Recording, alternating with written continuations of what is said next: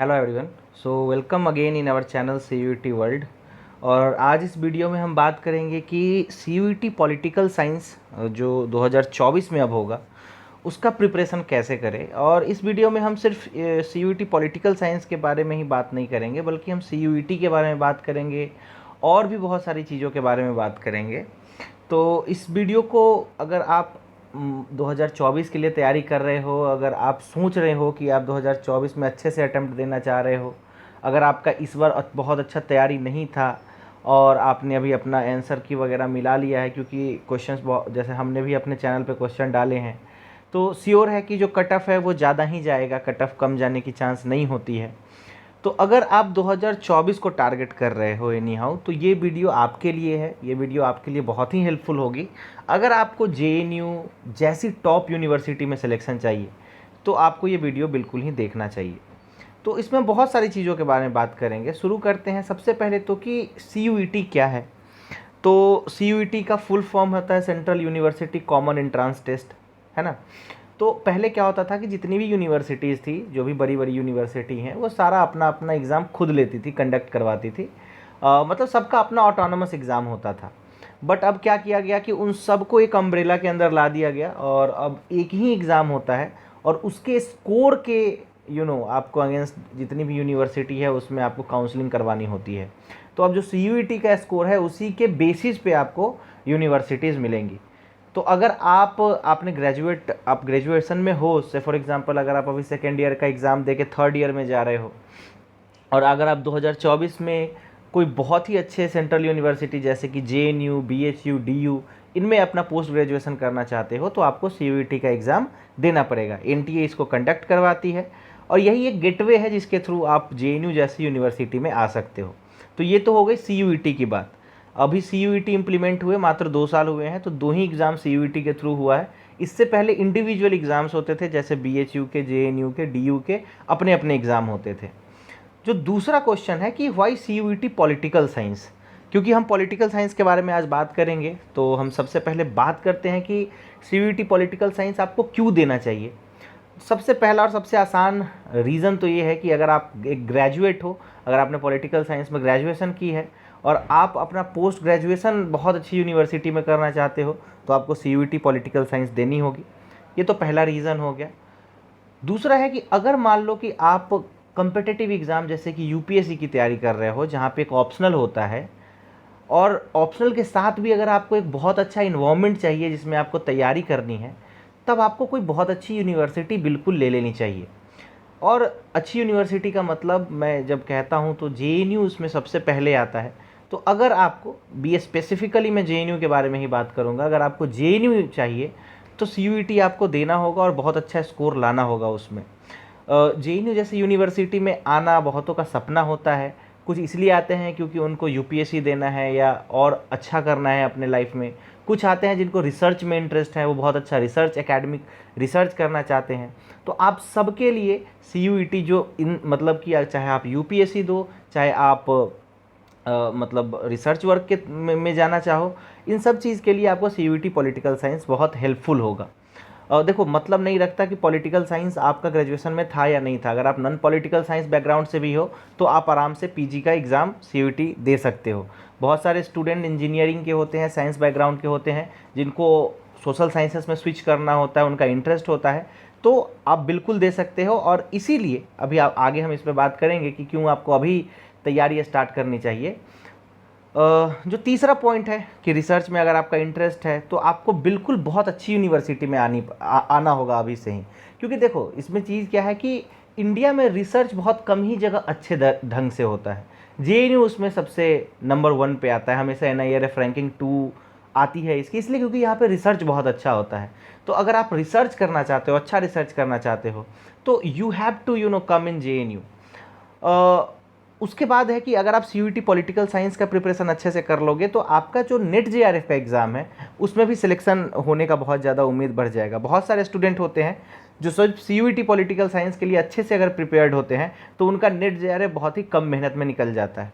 तो ये भी एक बहुत बड़ा प्लस पॉइंट है अगर आप सी पॉलिटिकल साइंस की तैयारी करते हो। उसके बाद है कि चाहे आप पॉलिटिकल साइंस के हो ना हो, आप चाहे हिंदी मीडियम में हो या इंग्लिश बैकग्राउंड हो आपका, इससे मैटर नहीं रखता। अगर आप अभी से स्टार्ट करोगे तो 1 साल का जो ये समय है, यह वीडियो हम इसलिए अभी बना रहे हैं क्योंकि अभी से लेके आपके पास लगभग 10 से 11 महीने हैं जब नेक्स्ट सीयूईटी का एग्ज़ाम होगा। तो अगर आप अभी से प्रिपरेशन स्टार्ट कर दोगे, अभी से आप उन सब चीज़ों में लगोगे, तो ये चीज़ें आपके लिए काफ़ी आसान हो जाएंगी बनिस्पत उन स्टूडेंट्स से जो बहुत लेट स्टार्ट करेंगे, उनके लिए सिलेबस ही कवर करना बहुत डिफ़िकल्ट हो जाता है। इन सब चीज़ों पे हम बात करेंगे, ठीक है। तो ये तो हो गया सीयूईटी पॉलिटिकल साइंस के बारे में। कुछ चीज़ें और है जो मैं आपको यहाँ पे शेयर कर देना चाह रहा हूँ, जैसे जेएनयू से रिलेटेड चीज़ें हैं, या अगर आप पूछोगे कि सर पीजी करने के बाद करियर ऑप्शन क्या है, क्या हमको अपॉर्चुनिटीज़ मिलेंगी। देखो, मैं भी एक बहुत नॉर्मल बैकग्राउंड से आता हूँ, बहुत ही मतलब कि हम भी बहुत लोअर क्लास से आते हैं। अब क्या होता है एक्चुअली कि अगर आपने बहुत अच्छी डिग्री नहीं कर रखी है, जैसे कि अगर आपके पास बहुत अच्छी कॉलेज से इंजीनियरिंग नहीं है वगैरह वगैरह, तो जॉब अपॉर्चुनिटीज़ बहुत कम हैं। अगर आप बहुत अच्छे से सीयूईटी पॉलिटिकल साइंस की तैयारी कर लोगे, अगर आपने अपना मास्टर्स बहुत अच्छे से कर लिया, और अगर आपने नीट जेआरएफ निकाल ली और पीएचडी में एंट्रेंस पा गए, तो आपको जो स्कॉलरशिप है पहले तो वो मिलनी स्टार्ट हो जाती है। प्लस अभी हायर एजुकेशन में कंपटीशन उतना नहीं है जितना कि लोअर लेवल पे कंपटीशन है, तो रिलेटिवली कंपटीशन हायर एजुकेशन में कम है। तो अगर आप अभी अच्छे से अपने एक सब्जेक्ट को बहुत स्ट्रॉन्ग कर लोगे, तो आपको आने वाले समय में बहुत अच्छी करियर अपॉर्चुनिटीज़ मिलनी स्टार्ट हो जाएंगी, चाहे वो टीचिंग के फील्ड में हो, कंटेंट राइटिंग हो, रिसर्च के फील्ड में हो। तो जब आप आ जाओगे बहुत अच्छी यूनिवर्सिटी में, तो आपको बहुत सारे डिफरेंट टाइप के जो करियर अपॉर्चुनिटीज़ है वो आपको देखने को मिलेंगे। देखो, बहुत स्टूडेंट ये क्वेश्चन पूछते हैं कि सर क्या हम आगे कुछ कर सकते हैं, इसमें अच्छा हो सकता है? बिल्कुल अच्छा हो सकता है, लोग कर रहे हैं, बहुत सारे लोग बहुत अच्छा कर रहे हैं। अगर आप देखो, अगर यूपीएससी की ही मैं अगर बात करूँ, तो यूपीएससी आपने जब भी देखा होगा तो बहुत कम ऐसे स्टूडेंट होते हैं जो बहुत नॉर्मल यूनिवर्सिटी या कॉलेज से उठ के यूपीएससी या बड़ी एग्ज़ाम्स को क्रैक कर लेते हैं। इसका मेन रीज़न ये है कि जब आप बहुत अच्छी यूनिवर्सिटी में आते हो तो आपको वैसा ही ग्रुप मिलता है, वैसा ही क्राउड मिलता है वहाँ पे। तो एक तो कम्पिटिटिवनेस बढ़ जाती है आपका क्वालिटी बहुत ज़्यादा बढ़ता है। ऐसा उस इंस्टीट्यूट में बहुत बड़ा कुछ नहीं होता, क्योंकि आप बहुत पढ़ के आए हो उस इंस्टीट्यूट में, तो आप जैसे और भी स्टूडेंट वहाँ आए होंगे, तो इसके वजह से आपको वहाँ पे बहुत सारी चीज़ें अच्छी मिलती हैं। तो ये कुछ चीज़ें थी जो मैं आपसे बताना चाहता था। उसके बाद है कि इस एग्ज़ाम का फॉर्मेट क्या होगा। फॉर्मेट देखो, सीयूईटी में 100 क्वेश्चन होंगे, नेगेटिव मार्किंग होगी। इसमें 2 पार्ट होते हैं, part A part B. Part A में 25 क्वेश्चन होते हैं, पार्ट बी में 100 क्वेश्चन होते हैं। पार्ट ए में आपका जनरल मैथ, रीजनिंग, इंग्लिश वगैरह से क्वेश्चन आता है।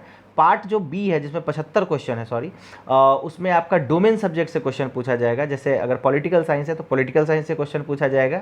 हाँ, इसमें एक बात है कि अगर आप जेएनयू को टारगेट कर रहे हो तो आप पार्ट ए स्किप कर सकते हो, क्योंकि जेएनयू पार्ट ए को काउंट नहीं करती। जेएनयू सिर्फ और सिर्फ 75 क्वेश्चन को काउंट करती है।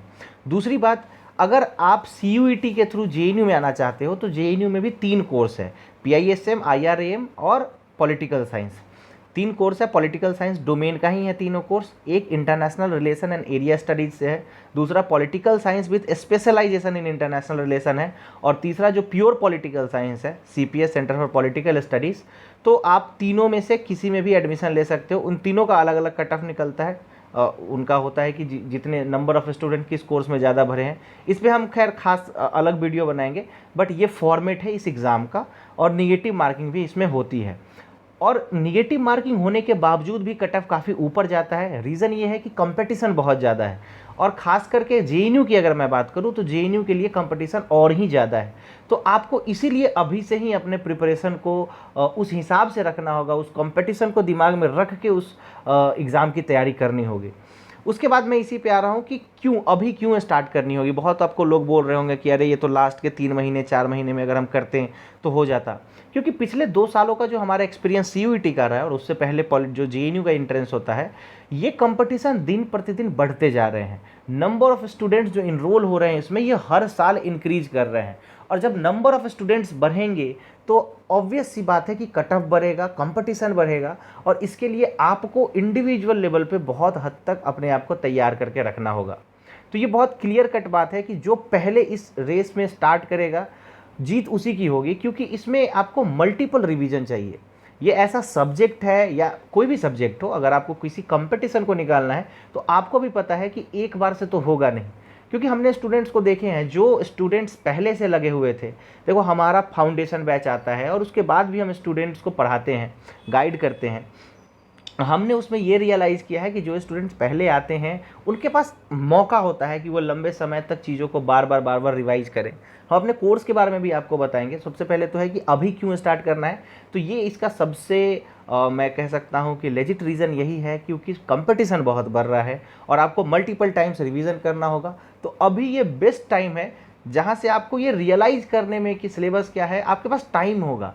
अगर आप एकदम शॉर्ट ड्यूरेशन में करोगे तो आपको पता नहीं चलेगा क्या पढ़ना है क्या छोड़ना है। अभी आपके पास वो लग्जरी होगी, अभी आप कुछ और एक्स्ट्रा भी पढ़ सकते हो उसके साथ में। तो ये बहुत इंपॉर्टेंट पड़ाव होता है प्रिपरेशन का। आगे बात करते हैं कि हमारा कोर्स क्यों, हमारे कोर्स में क्या है ऐसा। सबसे पहली बात कि हम इसमें काफ़ी एक्सपीरियंस्ड हैं। हमारे 100 से ज़्यादा स्टूडेंट जेएनयू में अभी पढ़ रहे हैं। बहुत सारे इंटरव्यू हमने लेके अपने चैनल पे डाले हैं, आप उसको देख सकते हो। लिमिटेड इंटरव्यू ही ले पाते हैं क्योंकि बहुत ज़्यादा इंटरव्यू भी हम नहीं डालना चाहते, तो कुछ इंटरव्यू हमने लेके डाले हैं। बहुत सारे स्टूडेंट हमारे और अदर यूनिवर्सिटीज़ में हैं, डीयू बीएचयू मिला के हमारे 200-300 से ज़्यादा स्टूडेंट्स हैं। तो हमारा एक्सपीरियंस रहा है इस फील्ड में गाइड करने का और पढ़ाने का। हमारा कोर्स बहुत स्ट्रक्चर्ड है, आपको लाइव क्लासेस मिलेंगी, आपको डायरेक्ट इंटरेक्शन मिलेगा, आप क्लास में सीधा सवाल पूछ सकते हो। क्लास का स्ट्रेंथ भी हम बहुत कम रखते हैं। तो ये सारी चीज़ें जो हैं जो हम अपने कोर्स में देते हैं और इसी के बदले हमें रिज़ल्ट इतना अच्छा मिला। अभी हम आपको रिज़ल्ट भी दिखाएंगे जो हमारे सिलेक्टेड स्टूडेंट हैं जेएनयू में और अक्रॉस यूनिवर्सिटीज़ में। तो आपको काफ़ी अच्छा इंटरेक्शन मिलेगा जब हम पढ़ाते हैं। आप हमसे डायरेक्ट क्वेश्चन पूछ सकते हो, हमारा नंबर आपके पास रहता है, बात कर सकते हैं। बहुत सारे स्टूडेंट एग्ज़ाम के समय में हमें मतलब हम जानते हैं स्टूडेंट की साइकोलॉजी, क्योंकि हम भी उसी दौर से गुजरे हैं, हमने भी यही सारी चीज़ें की है, तो हमें पता है कैसे गाइड करना होता है।